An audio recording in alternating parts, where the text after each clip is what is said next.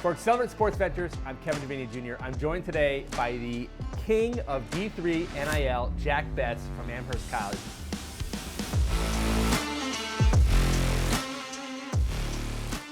Jack, you're joining us from your home in Dallas, Texas. Tell us about the nickname. I mean, how do you feel when you saw that in a headline in a recent publication? What was your thoughts?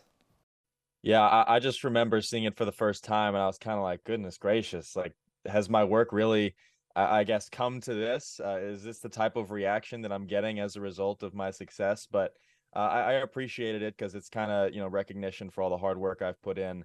And of course, my good friend Raekwon Smith, who's the king of NIL, I sent him a message and I was like, are you good with this? Is this kind of something that you're okay seeing, the two of us kind of at the top? And he's like, dude, absolutely. So I guess my initial reaction was like just sort of like taken aback, but ever since then I've just sort of embraced it. Take me back to before anything ever started, before you reached out to anybody, before you went to any companies, any brands or anything. You're just a college football player at Amherst College. Tell me about you learning about NIL and how you felt you could utilize it. Yeah, so I guess we got to take it really back to July 1st, 2021, when NIL was first, all that legislation was passed. I exactly remember where I was. I was in Colorado on a family vacation, and I was just kind of hanging around my family, and I get this notification across the top of my phone: NIL legislation passed. All athletes can now capitalize on their name, image, and likeness.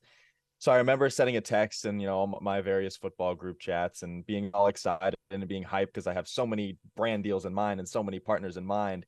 But then the reality set in. I'm a Division III guy in Western Massachusetts with, one career reception. The likelihood of me getting even one NIL deal is very slim. So for a good 6 months, I had to just kind of watch from the sideline, just watch as the Marvin Harrison Juniors and the Caleb Williams of the world sort of get these $1 million deals. Of course, Bryce Young, who's earned the most in NIL. And it wasn't until last January where I really started dipping my toes into it. I was really fortunate with my first deal actually coming to me. So there was no outreach there. They just came to me. And I've got two lawyers as parents. I ran it by the both of them, and we decided, what the heck, what's the worst that can come out of it? So from then on, it really just began becoming sort of a brand building exercise. And I began viewing all of them as internship opportunities and just sort of taking advantage of everything that comes with being a collegiate athlete. Amazing. I know how group chats are, especially with college students. Who told you right away, dude, you're wasting your time? Or did anybody?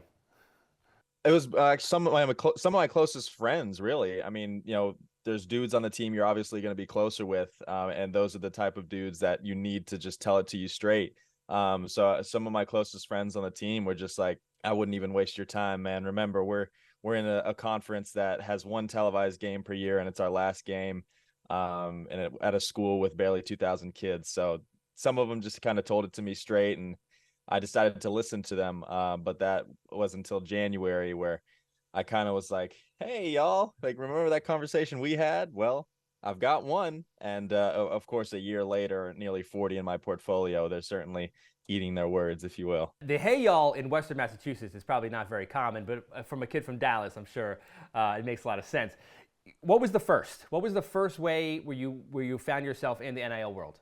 So my first NIL deal was with lifestyle bands. I'm wearing one right now. I'll give them a quick shout out right here. I just remember just kind of hanging at home, over winter break, and I was looking through my Instagram direct messages requests, and I had one in there from Lifestyle Bands, 60,000 followers. I had a private Instagram account at the time, barely 2,000 followers. So I clicked on it, and they were basically saying, hey, would you be interested in joining our NIL cohort?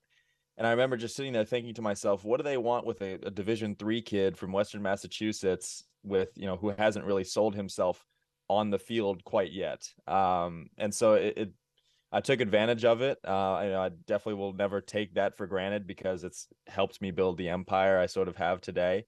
But that was really my first experience with it, them coming to me and just sort of having the luck to just get my first NIL deal through that avenue. How did it gain momentum? What was the next step? What was the next deal? And how did you convince yourself that this could work?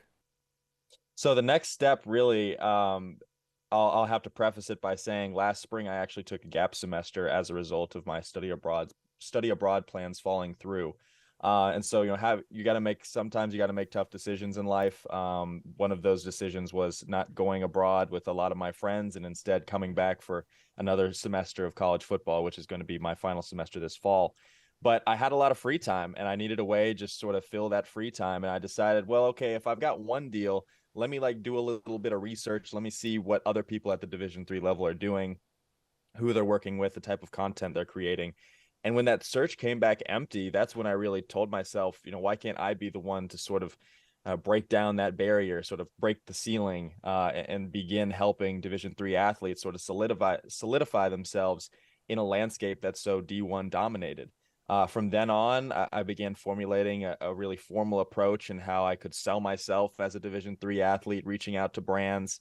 And at one point, I think I was close to sending out like 20 emails a day, which, cold emailing is a skill that I've developed. But I'll tell you early on, it was excruciating. Sometimes, getting no replies or just getting straight turned down. I didn't let it discourage me, and I just, kept on trucking. There are plenty of people who work in professional spaces that are older now that feel your pain. They know exactly what that's like. Oh, yeah. Thanks so much for joining us, Jack. Thank you for having me.